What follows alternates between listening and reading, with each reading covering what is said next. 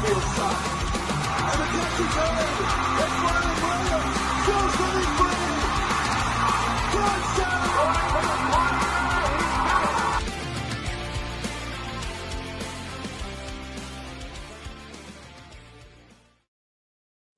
All right, everybody, welcome into another edition of the Gridiron Uncensored podcast. Trevor and myself tonight. Blake might jump in, depending. Family situation stuff going down. Trev, great night to talk college football. I got home from a Christmas parade, so that's why it's a little, or not parade, but it's like a musical. That's why we're a little bit later than our standard 8 o'clock show. But we do appreciate you guys being in.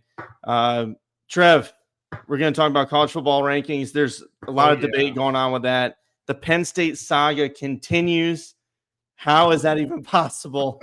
I don't know. And then we're going to talk about conference titles and the debate right now going on about, do they even matter? Should they be played? Or is there a different way to go about it? And then, of course, we'll talk about the games tonight. How you feeling, Trev? You ready to talk about it? I'm ready to talk about it because I've got some stuff loaded up in the barrels ready to fire. I had to pour up the old whistle pig for this one. I mean, just Penn State alone, that whole thing makes me want to drink even more. Oh gosh, I'm happy. It makes me happy that that's a dumpster fire. It pretty makes funny. Me a little happy. It makes me happy. You fired your coach like whatever week they fired him, and you got to this point and you didn't have a candidate. I know. You didn't have something lined up. Like, I mean, it's ridiculous. Well, we'll get to that in a minute. Yeah, let's talk about the college football rankings. I know it just it boggles the mind. It's too easy to just go right into that. It is, and you could talk about it for hours. Let's talk the college football playoff rankings. Obviously, going into conference championship week, and this will tie in later, of course, to do they matter. But I mean, huge matchup: number 1 versus number 2 in the conference championship. Obviously, Ohio State, Indiana, but you've got other big ones with Texas Tech, BYU. They're sitting on the outside, maybe looking in with BYU. So you've got great battles in the group of 5 trying to get into the playoffs. JMU winning in, Tulane, North Texas in that same boat. So there's a lot of great games this weekend. And, looking at these rankings, though, when they came out, there's still debate about, who's going to get left out. Notre Dame, BYU, Miami, Texas, they're all sitting on that outside. Vanderbilt and Utah are feeling slighted. What do you think about it, these rankings? What are your gripes? I guess I would ask you, Trevor, because I think you have a few. Well, how much time you got? Yeah, I'm going to keep this brief. Notre Dame, kick rocks. Yeah, you should not be in. I don't care. And this is the only thing I'll say to this is that, and I know I've been guilty of this, and I have said this on this show, that I do a lot of my own personal rankings off of the eye test and certain other things. However, when we're talking about the actual college football rankings, eye test cannot play a factor. The eye test cannot play a factor. And also the logo cannot play a factor. That's fair. So when you look at the college football committee, their number 1 and number 2 criteria that they look at are strength of schedule and head-to-head. Well, Notre Dame, you pretty much suck at that on both.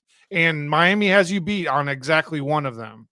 Yeah. I don't think Miami has you beat on strength of schedule just because Notre Dame can schedule like 7 games that can be whatever.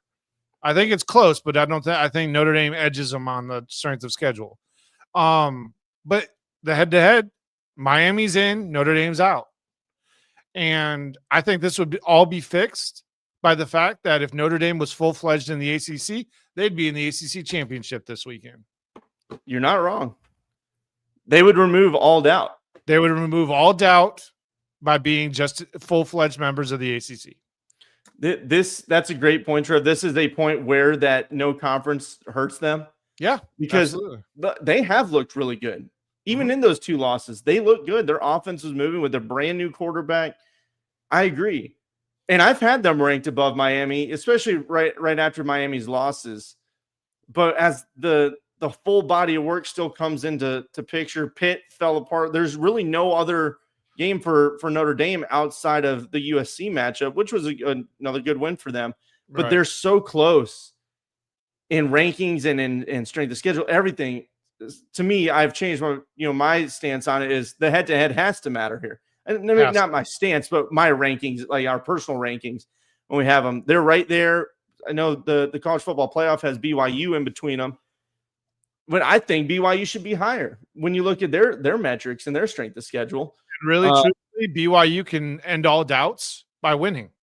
Oh, absolutely. I feel like they're just in a bad spot. They've been unfairly treated because of a logo.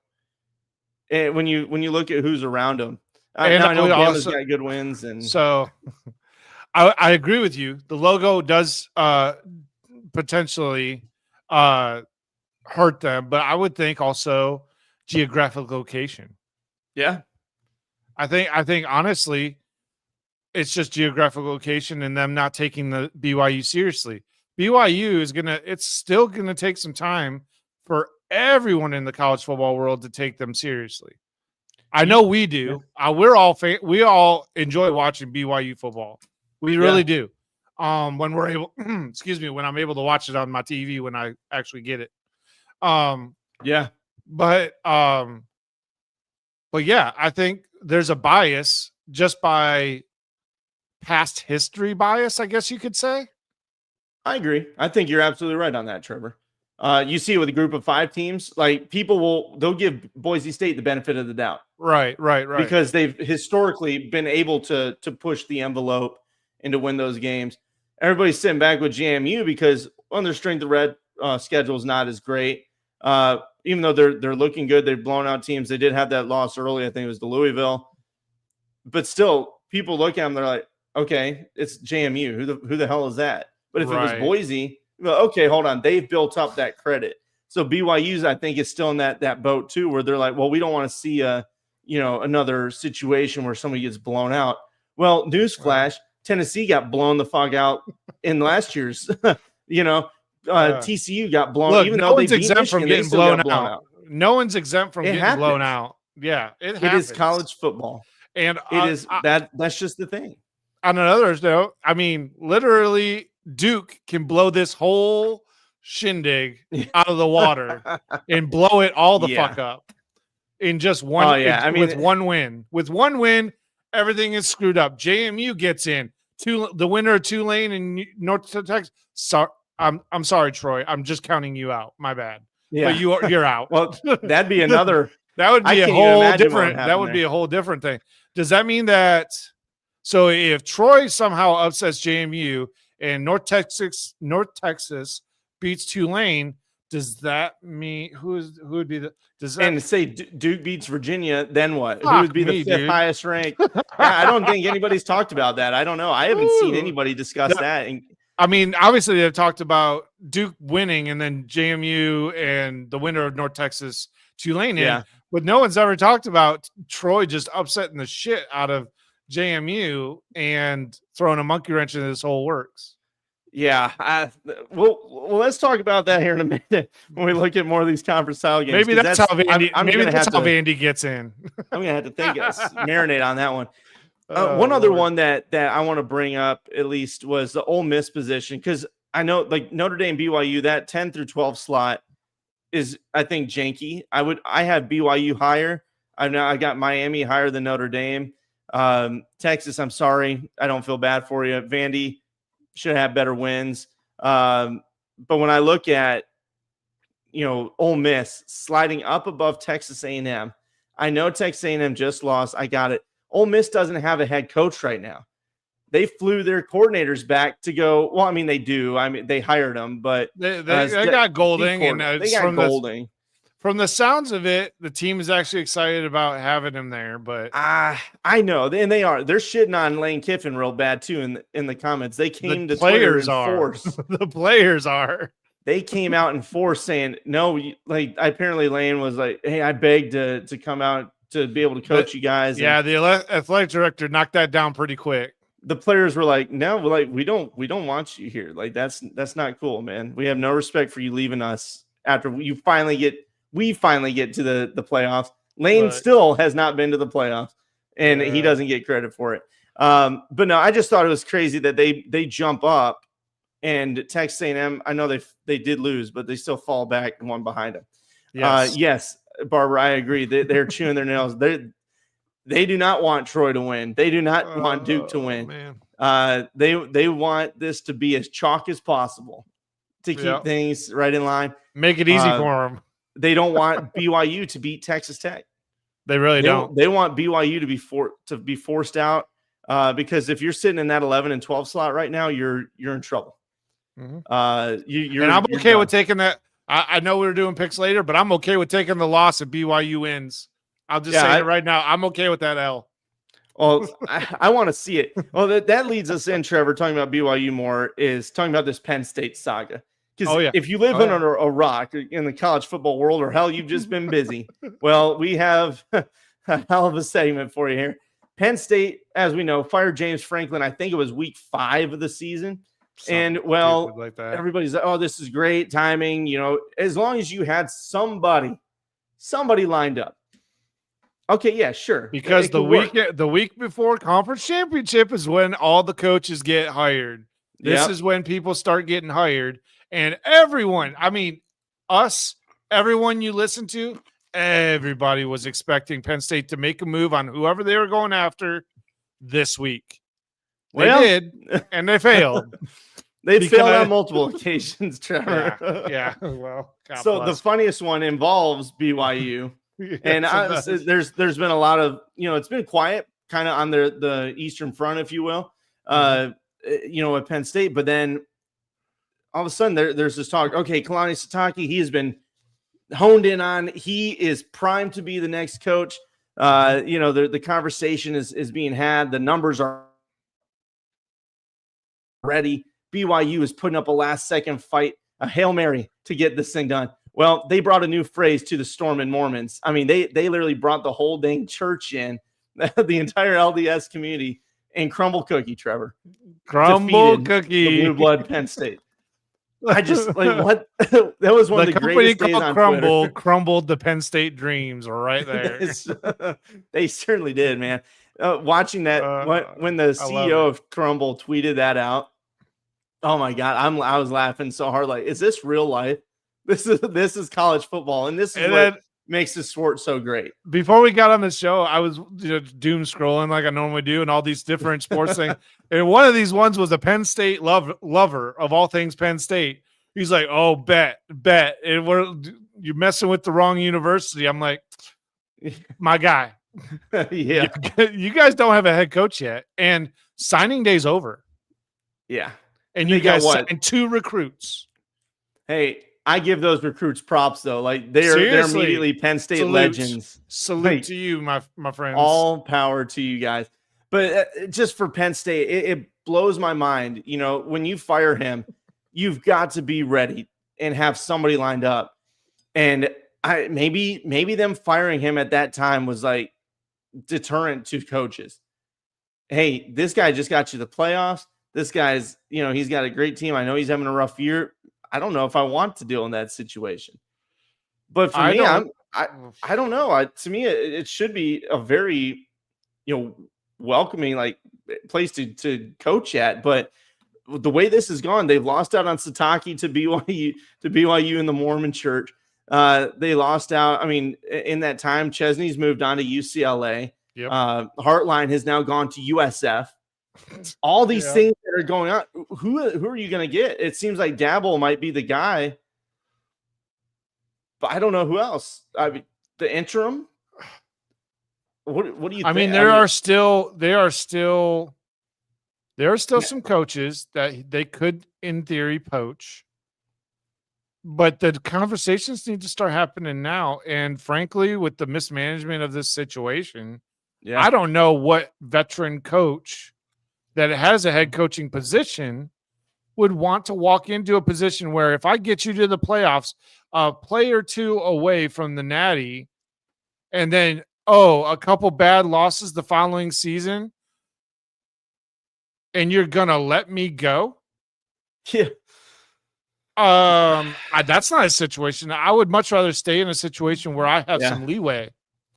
And look, Trev, I was on the train of, hey, he needs to go. Like James Franklin, he deserves it at this point. He's one of those teams. He's going to get you those 10 wins, which is great.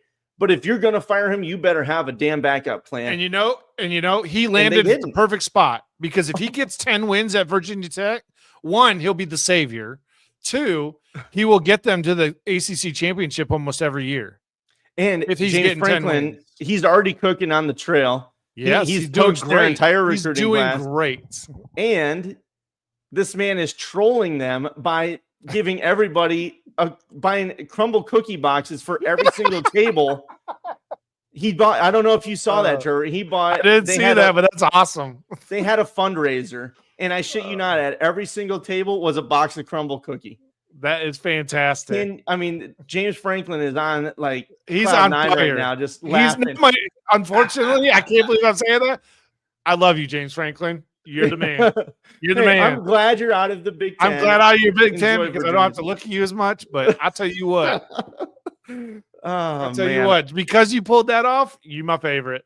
Guys in the comments, let us know who you think they're going to hire at this point. Do they stick with the interim? Do they go with Dabble? Do they? I mean, there's do they go out now that do they Matt go Campbell, something out of? Yeah, I mean, do they go out of pocket and try and go after a guy that isn't in the playoffs or anything like that, like a Jed Fish or Arizona State's head coach? The name escapes me at this point. Yeah.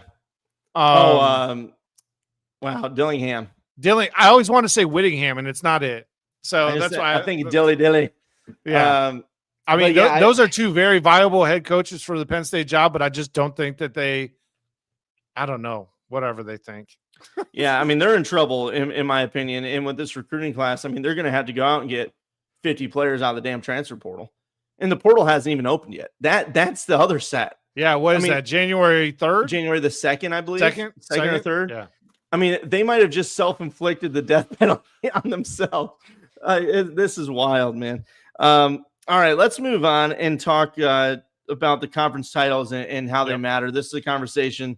Barbara in the comments, she had mentioned it earlier, on our Facebook page, but there's been talk about it. And, do they matter? Like, what's the point of playing them? Some people want to cancel them entirely and, maybe even have a play-in or just let it be the top 12 or the 5+7, whatever. People want to get rid of the college football the conference championships.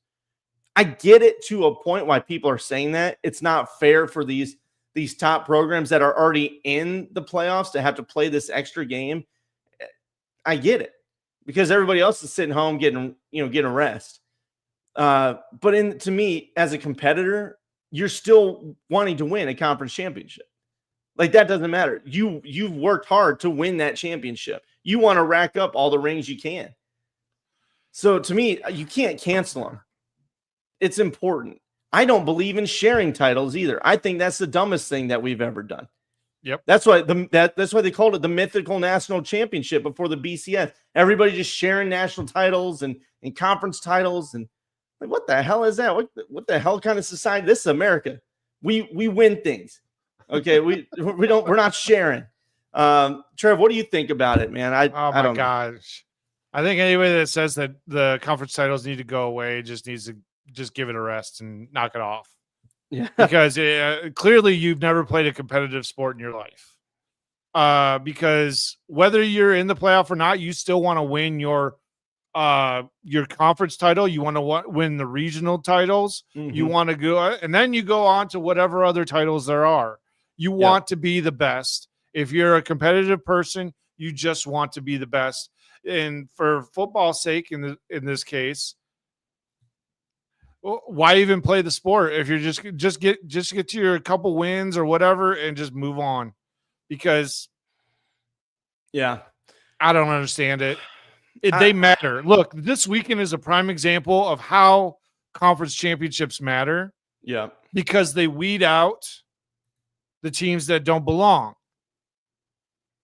Notre Dame is the outlier to that because the pussy ass motherfuckers ain't in the goddamn freaking conference.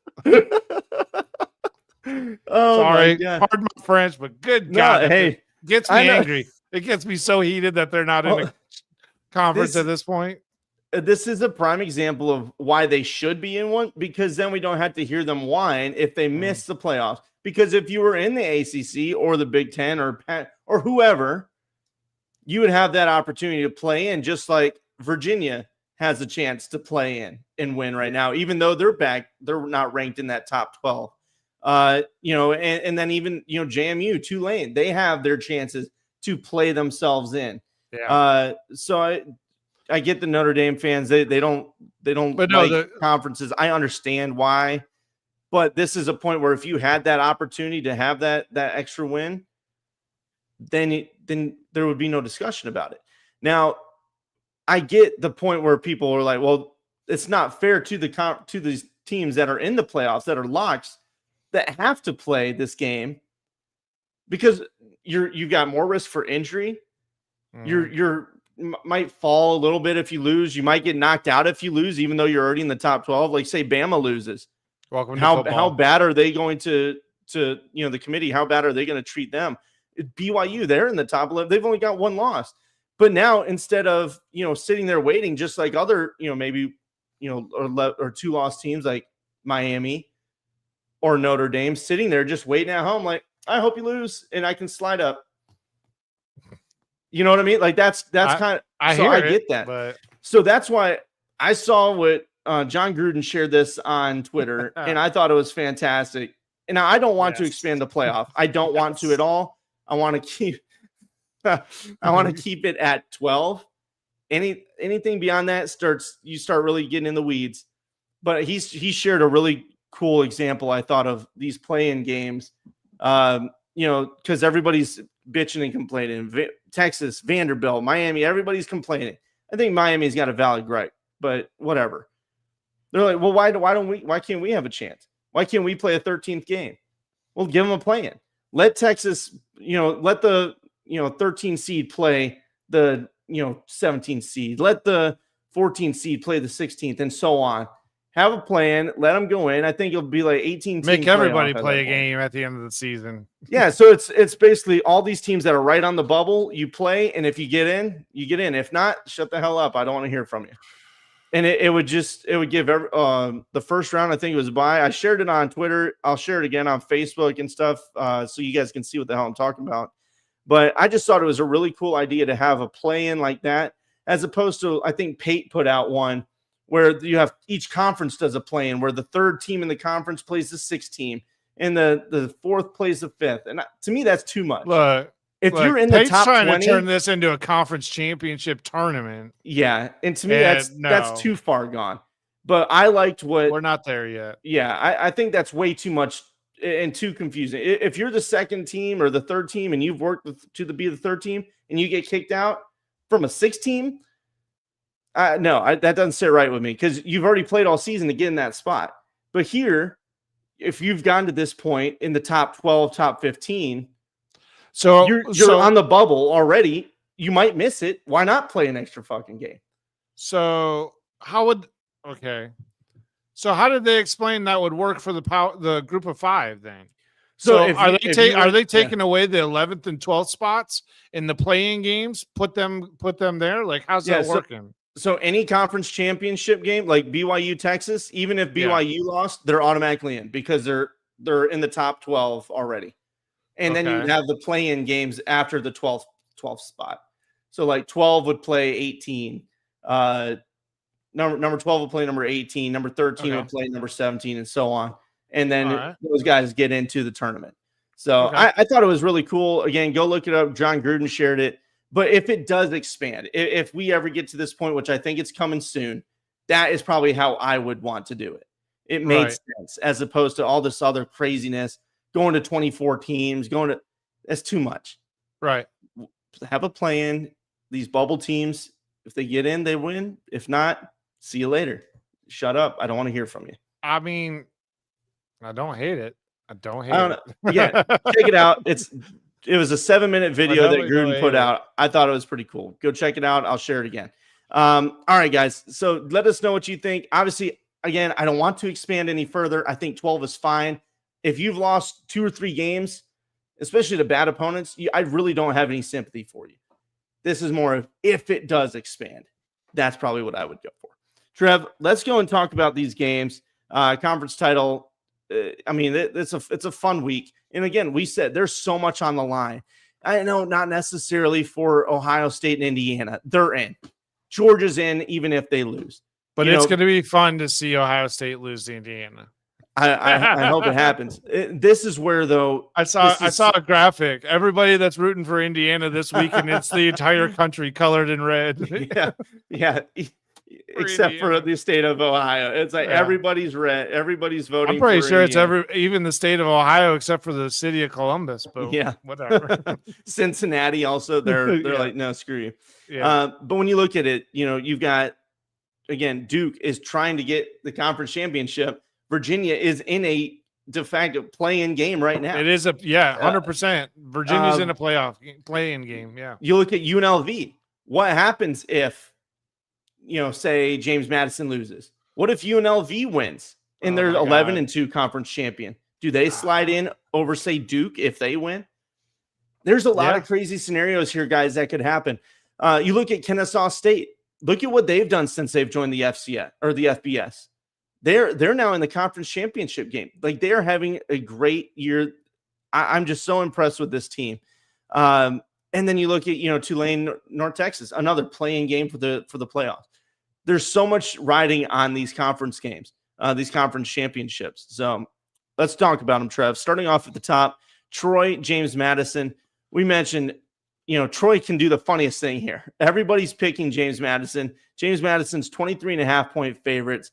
The team has been on a roll. I mean, they're playing really well. But Troy, they're a team that's always dangerous to me. Even when they have bad seasons or like a bad loss, they have a good culture. They have the ability to go knock somebody off. Do you think Troy can get it done here? I want to believe it so much. I'll tell you what, I want to believe in Troy so much.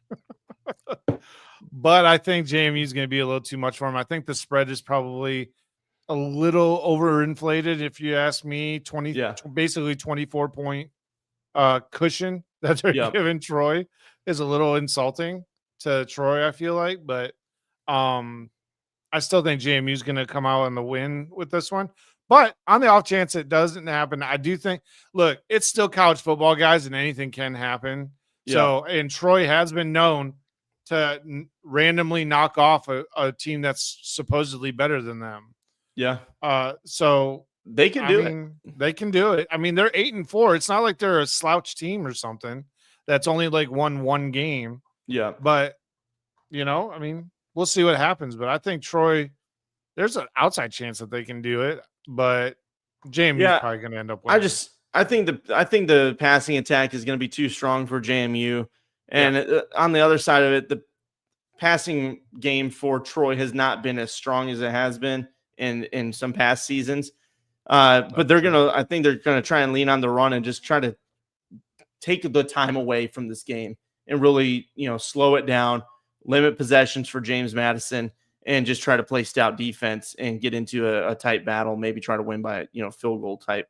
But that I just think James Madison's going to take it. And we all got our picks in. Blake got his picks in. He's picking JMU as well. And Trevor and I are both taking JMU. Next one up, Kennesaw State. We just mentioned them versus Jacksonville State. This is a fun game. I mean, both teams 9-3. Kennesaw 8-4. Jacksonville State. And this is one where I don't want to pull away from Kennesaw State. I've picked against them already this season once, and it burned me. So I've got to go with them just on that alone. But I think quarterback play is going to take them there. Even though Jacksonville State, they have been playing solid football. The spread is only 2.5 points. Who are you picking, Trev? Oh, I'm definitely going Kennesaw State. I'm riding that Kennesaw State wave. Yeah. I just think they're too good. I think they've been playing too good, too consistent. That's the word I put with Kennesaw State, is that they've been consistent over the past couple years. Yeah, I agree. Now, I mean, they played earlier this season, and it's very hard to beat the same team twice. That's fair. This is where, Jacksonville State did beat them earlier in the year, but this is a trend for me. It's hard to beat the same team twice. You find out, you feel them out. You look at Oregon And last year. it wasn't beat exactly Ohio a State. blowout. It wasn't exactly a blowout either. Right. I mean, they only lost Well, by that's what I what, 10 said. Like points? I think it was about 9 or 10 points. Ohio State last year lost to Oregon and then go and blow them out in the playoffs. Yeah. It's very hard once you do that. So I think with that, plus the passing attack, Kennesaw State gets the dub in a tight one, probably right along that spread line. And looking at the picks, I got to flip back over. Blake also picked Kennesaw. All right, Tulane, North Texas. This is a huge matchup. And guys, this one to me is a coin flip game. North Texas is currently 2.5-point favorites. I'm curious though, with the coaching change, the head coach, maybe players going to Oklahoma State with them. Obviously, they're coaching through the playoffs in case they get there. What do you think, Trevor? I mean, Tulane's lost a head coach. North Texas has lost a head coach. I still pick North Texas because while I like Tulane, I really do. I think North Texas is cooking with some good stuff, and I really think that they can give Tulane a run for their money, if not beat them. Yeah, this was really tough for me. I picked Tulane in this game. Retzlaff is a gamer. He's a veteran. He's been in these big game moments. Messmaker, I mean, he's just a freshman, but he is tearing it up. But this is a huge moment for them. Yeah. I don't know. They have a dedicated running attack. Unlike Tulane, they have a running game, but Retzlaff is so heavily involved in that too. And that I always tend to shy away from that a little bit, even though Vandy just proved me wrong against Tennessee. I'm taking Tulane here in a very tight game, like 1 point last second field goal type thing. And I got them slide into the playoffs. Mean Green's got this, I think. Too much on the passing attack. Too much on the passing attack, and they can be balanced if they want to. And the amount of points that they can put up in a given game, like, I mean, they put up 59 points against freaking Washington State. Now, I know that's not Washington State is not what they used to be, but for the third game of the season, for a group of 5 team to put up that amount of points on, I would say, well, there's for argument's sake, there's somewhat better talent on that team than potentially the mean Green. Yeah. But 56-10 ain't no joke. No, it's not. And they beat a good Navy team. And they kept it consistent. They just kept putting up points. And the only loss was to South Florida. And South Florida put up 63. So yeah.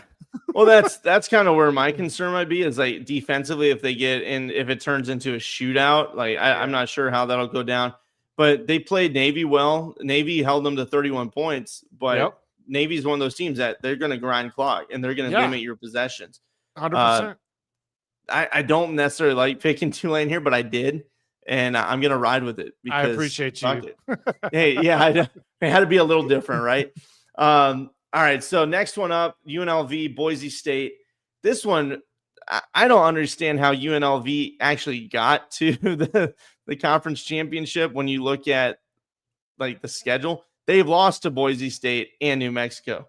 New Mexico got hosed from playing in this game over some like technicality in their tiebreaker situation. So I'm sorry, New Mexico, for that. But UNLV, on the other hand, you made it. Congratulations. Calandria has played well. I feel bad for Orgy, man. But I mean, yeah, he'll get a ring if it happens. But then you look on the other side of it, and Boise State, they've just an on and off year for them. The early loss to South Florida, an early thumping, beat by Notre Dame, and then they lost 2 straight to Fresno and San Diego. I think UNLV is going to be too much for them. Blake's picked Boise here. I know they lost to them earlier in the season, but again, I'm kind of in that same realm of it's so hard to beat the same team twice. I think UNLV is going to have their number. Dan Mullen doesn't seem to be going anywhere. Things are settled down. They're going to get them. Calandria is going to have a strong game in Boise. I'm in total agreement, actually. Well, yeah. Hey. I really do like UNLV. I just like the way they play. Boise State, I think they are not. They're in that. I don't know how do I say. What do I want to say here? I just feel like they're in a down year. Yeah. Or the Mountain West is starting to catch up to everything that Boise State's been doing for the past decade. Yeah.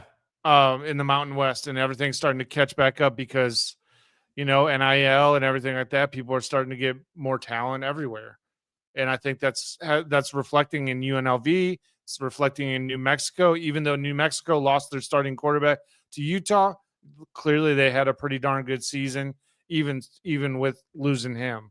So yeah.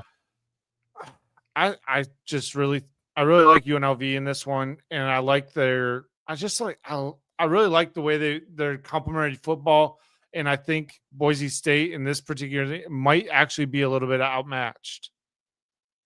Yeah, I want to see how the run game is for Boise State, because that's where they got them last time they played. Yeah, if UNLV can lock that down and force Madsen to really be the guy, then I think they'll win. If not, if they can't stop the run, then Boise's got the dub. But I'm still riding with UNLV on this one. All right, let's move on and let's talk about this huge game here in the Big 12. BYU, Texas Tech. I mean, this is just a monster matchup. And this is where stuff starts happening. This is where you want the chaos to really happen. We've had the saga of the Storm and Mormons taking over and stripping the blue blood title from Penn State. And beating them in the coaching battle. You've got freshman quarterback Bear Bachmeier having a really fantastic season, leading this team here. Martin's healthy back at running back. Morton is good to go. I mean, this is a big game. This is huge. And this is where you question if BYU loses a tight one. Do they get kicked out? If they get blown out, they're probably out. I could see that happening. They've already lost earlier in the season to Texas Tech, 29-7. Is it going to be a similar matchup? Or again, is it going to play? It's so hard to beat the same team twice. We're saying all this a lot tonight. What do you think, Trevor? Well, I kind of hedged I kind of cheated on this game a little bit because I kind of hedged my bets. So I did. So cheeky bastard. I did. So in this one, I did pick Texas Tech to win. Mm-hmm. But like I said earlier, I fully accept the L if BYU just wants to take it free and clear. I think the nation is BYU fans like right now. With everything that just happened with Penn State, I think there's going to be a lot of people rooting for BYU. Yeah, I want to see Martin. I want to see their run game really take hold here. Bear Bachmeier, he's had more time to grow over the last few weeks. He's been good. They've really been dominating the teams outside of Cincinnati, and Cincy's a solid squad. But I want to see Martin really take the brunt of the carries here and just hammer this Texas Tech defense. But it's not going to be easy. Rodriguez, to me, should be in the Heisman race. He's just such a stout defender. But then Morton, he's one of my favorite quarterbacks. I like how he plays so well. He's a gamer. He's intelligent with the football. I picked Texas Tech as well. I think it will be tight. I liked your pick for against the spread. We'll get to picks here soon. Yep. But yeah, I'm taking Texas Tech here in a tight game. I think it will be closer than what it was last time. And I think BYU stays in. And, I think somebody gets upset, in the playoff picture here. But I think BYU should be safe regardless. All right, let's move on, Trev. I guess I need to tell you who Blake picked. Blake went with BYU here. He's taken Bachmeier and crew. So he's got to be different. He's picking them. Let's move on. Talk real quick. Miami, Ohio, and Western Michigan. Miami, Ohio. Daquan Finn. He came back, to the MAC after weird experience outside the group of five. Not the same season as he's had in the past. But then you look on the other side with Western Michigan, kind of coming out of nowhere, in my opinion. They did lose to Miami, Ohio earlier in the year. Again, we're having the same conversation. But They've kind of been improved. They've beaten Ohio. They've beaten Central, Northern Illinois. and then Eastern. And then on the other side, Miami lost two in a row to Ohio and Toledo.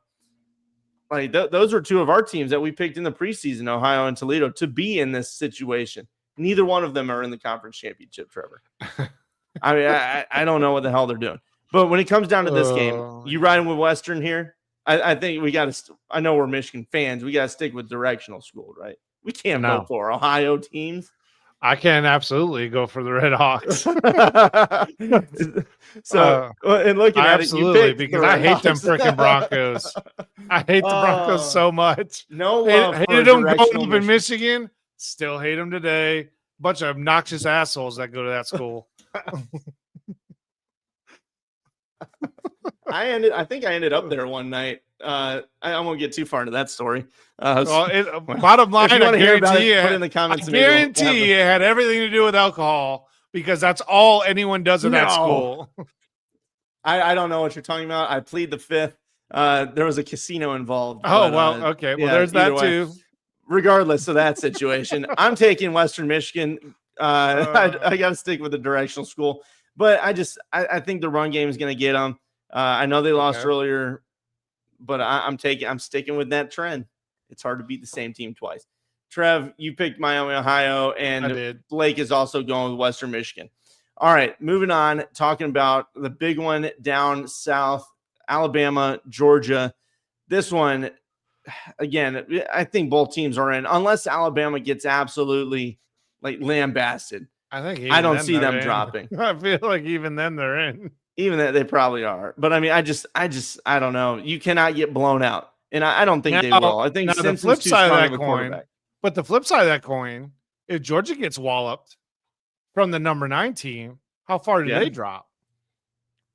I think that they're in regardless. Now, if Bama goes out and beats them 50-10, okay, now you might drop behind Notre Dame and Miami. And I mean, I don't know. I don't know what'll happen. Well, and that's I highly doubt they're gonna drop them out of the playoff because it's Georgia. But whatever it is. I mean, you got to keep them in probably regardless. Either way, I think this team is going to be too strong for any of that craziness to happen. Mm-hmm. What I want to see is the rushing attack from Georgia really lean on it. Bama's had some struggles in the past this season with their rushing attack, with opposing rushing attacks, excuse me. So if you lean on Frazier and even Stockton getting out there in the run game too, I think they're going to have that chance. We saw in the last game that they played, there was that 4th down in inches situation that everybody questioned Kirby Smart about because it failed. I think you're going to see more gutsy play call. You cannot coach scared. You have to go all out. You've got nothing to lose. You're going to be in the playoff regardless. You're going to see this play loose and fun, and I think you might even see a high scoring match.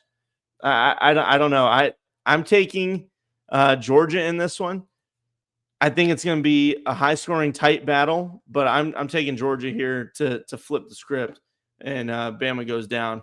But I don't think they'll be out of the playoffs regardless of loss. And Trev, you pick who again?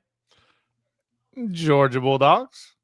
That's so you're going with the flip too. I'm going with the flip as well, mainly because once again, I don't trust that Bama can be balanced. Yeah.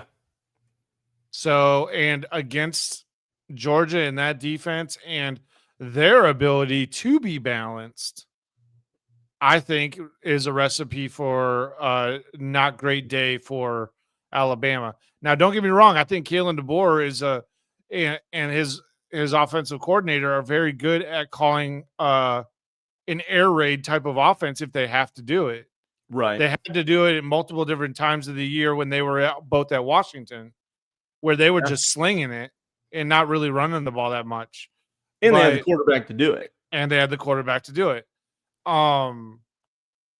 So that's where I think there's an avenue where Alabama can hang, but I don't think they can do that for 4 quarters. They have to find balance somewhere. You have to have a run game.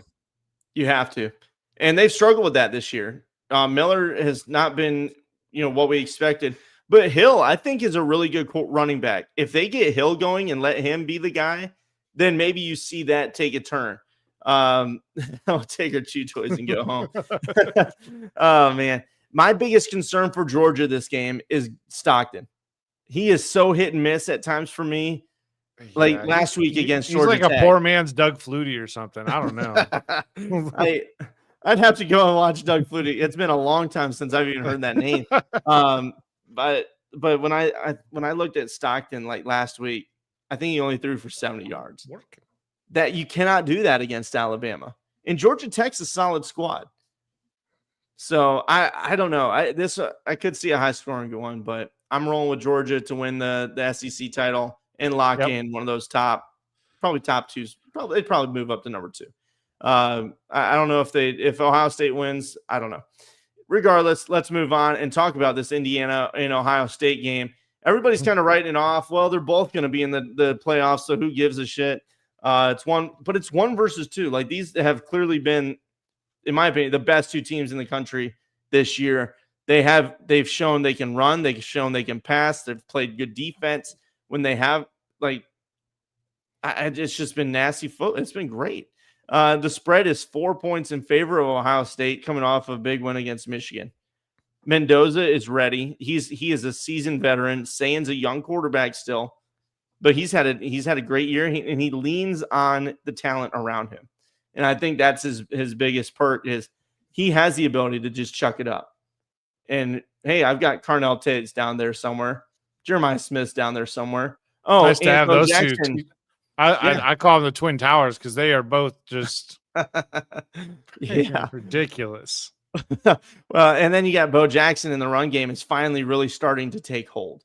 Earlier in the year, there was a struggle there, but I think the O-line has finally gelled and settled in. And then the defense has been stout, especially in the red zone. And that's going to be the biggest, I think, part of this game here is going to be determined in the red zone.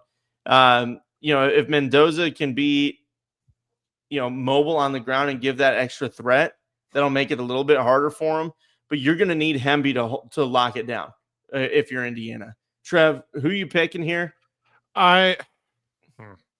So I'm picking Indiana, but they have to have the game of their life, really, on defense.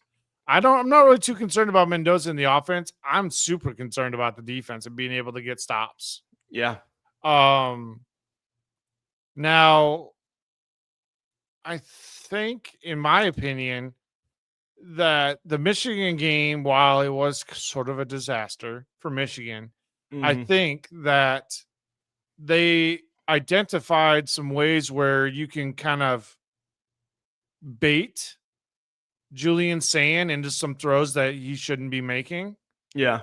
For example, not recognizing coverage over the top of one of his wide receivers and throwing it too short or not accurate enough, or throwing it basically into double coverage. I think Julian Sayin, that was the first time that you saw him not understand the coverage. Yeah, on that pick that he threw pick that he threw early on. This is the first time that we've seen him where he just straight up got confused and thought he had man coverage and his guy had him beat. And he either it was a missed throw or it was supposed to be a back shoulder throw. But either way, it was a major mistake. It could have been so much. It could have been so much worse if Michigan actually had a better offense. And that's my reason that I'm taking Indiana here is Ohio State has not faced an offense, I don't think, like Indiana yet. I would agree with that. And Michigan, they had their moments, I think, in the game to really, push the envelope. But they, even on defense, when you look at, the actual tape of it, guys were in the wrong spots on defense, on some of those deep passes that went for touchdowns. The safety put into conflict because the corner made the wrong move. If this happens against Indiana or from Indiana's defense, it's going to be the same story, and Ohio State's going to win. Yeah. They're too talented. You can't give them that game. Yep. But we've seen Indiana's defense step up. Oregon's a solid squad.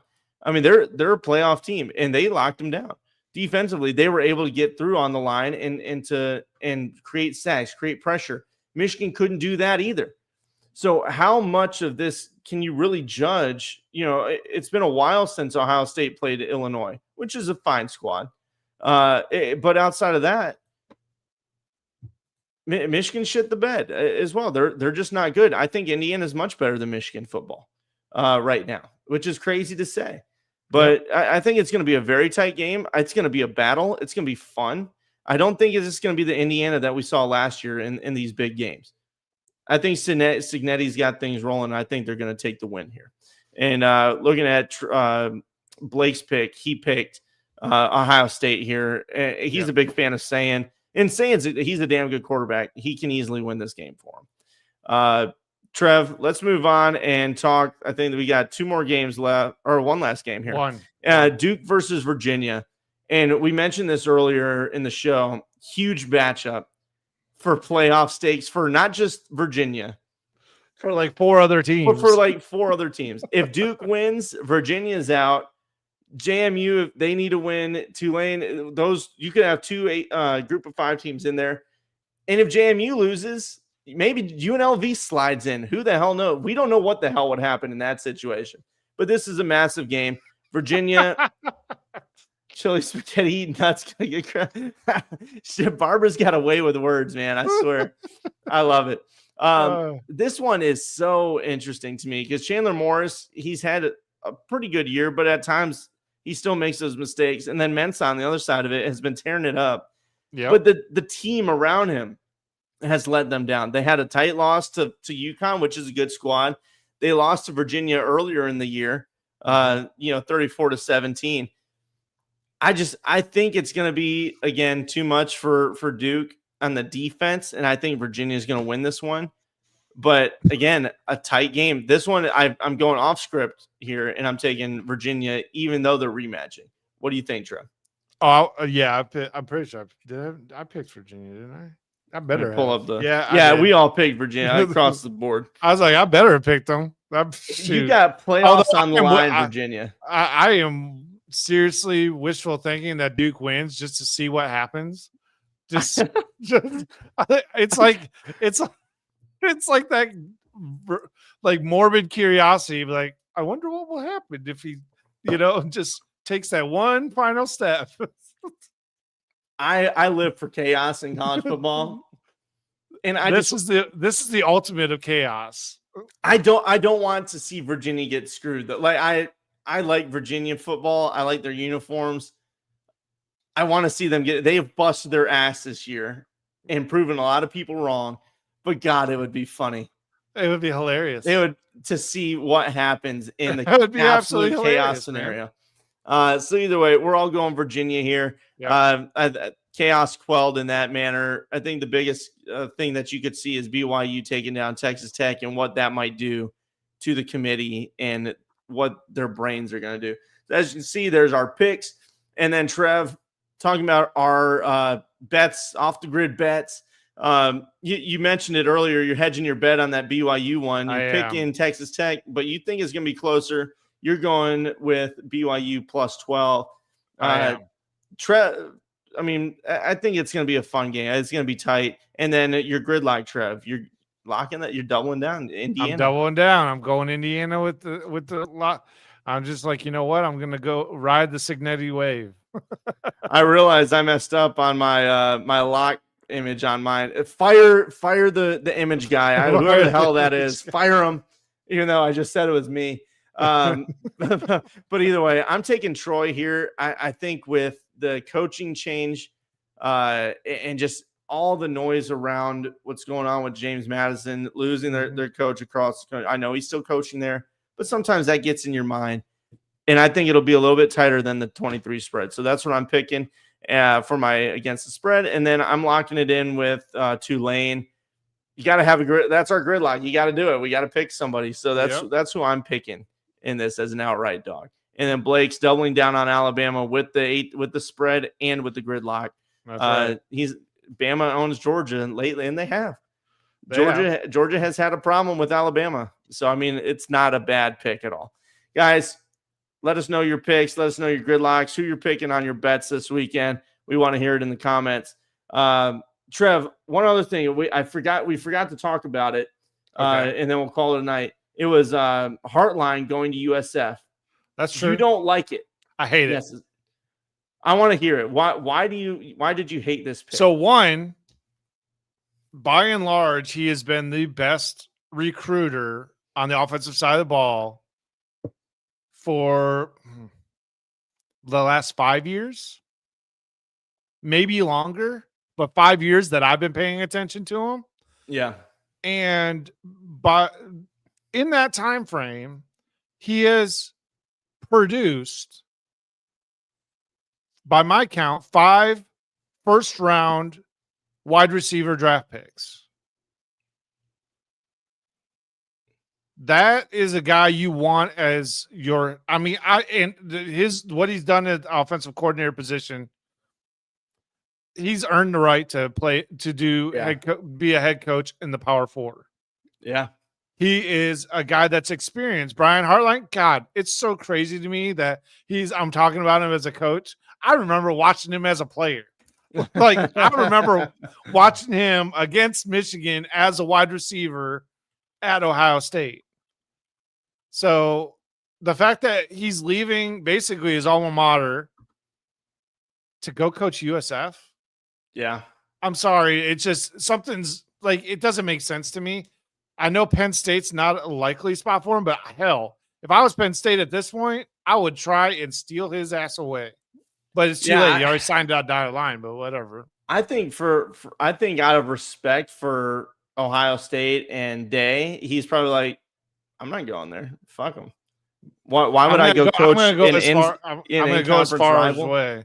But I mean, yeah. Maybe. So I think he definitely could have deserved a Power 4 job.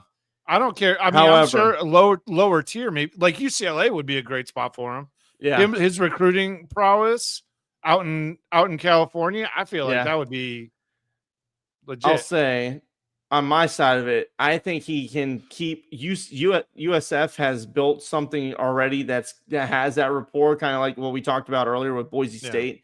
They've built that capital that people will give them the benefit of the doubt. I mean, look at how they did this year outside. They folded, kind of in the mid-late season. Yep. Against teams they shouldn't have, but still, I mean, they go out and they beat strong teams. So you're thinking that he can go down there at USF, take what's his face, Golish started, and add on to it, bring in better caliber wide receivers, offensive players, and take it to that next step. I think, yes, he has the ability with his recruiting talents. People know the name. They trust what he's put in the league. Yeah. And you see what he just did. Okay, now let's go to USF, and you play the long game there. You can easily get into the playoffs as long as you coach well and you win the games. You have a playoff shot yearly. You're in a conference that has respect in the AAC or the American Conference. Now they got rid of the AAC; it's just the AC. So I think with the respect of the name, the respect of the conference, and then possible conference realignment coming up, who knows where USF might be. I can see it being a good job for him, though I think he has earned a Power 4 job. Yeah. I think it might have been calculated to, hey, this is a good situation to go into, as opposed to Penn State right now. After the signing day is done, I mean, fair. It's kind of a train wreck right now. Yeah, so I don't know. You guys let us know what you think, but hey, that's the show tonight, Trev. That's it. This is it, guys. This is the last shot to make your 13th data point. You got teams sitting on the outside praying for chaos and the fights online. Some of you fans need to have some shame. Texas, I'm looking at you, for the love of God. I mean, the things that I'm seeing on Twitter. Go take a walk. Just take it easy. Chill out. Just go take it easy. And you keep doing this and keep distracting yourself, you're going to lose to Michigan in whatever bowl you guys are, whatever the bowl is that you guys are assigned to right now, as it stands right now. Or you feel slighted and you end up like Florida State the next year and you go to it. So I had to do it. I'm sorry. You know what? It's the whistle pig talking. It's not me. It's the whistle pig? Yeah. All right. Well, hey, great. Thank you guys for a great show tonight. Thank you for watching us, guys. We appreciate you.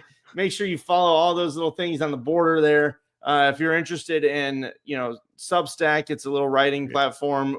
We've got a Michigan writer on there, and then Garrett writes Group of Five content. If you're interested in that, go check it out. Subscribe; it's free. And That's of course, the other ones. Trev, go Troy, go Duke. Chaos rules. chaos. All right, we'll see. Take it We'll see easy, you guys on everybody. the flip side. Take it easy.